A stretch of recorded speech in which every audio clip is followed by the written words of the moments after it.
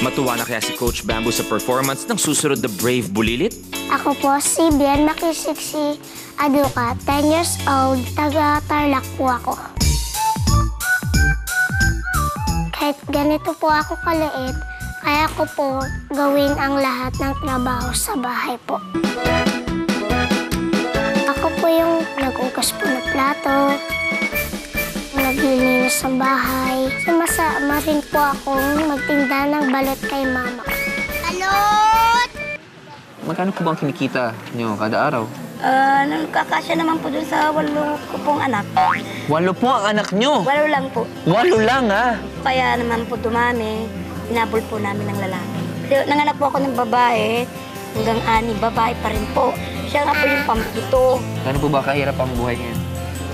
At least nakakaya naman po kahit papaan. Tiyaga-tiyaga, effort, yun po. Galingan mo anak ko, ha? Opo.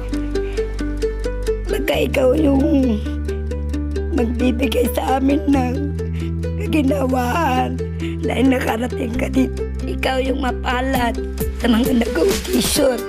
Alam mo yan, ang dami ninyo, napili ka.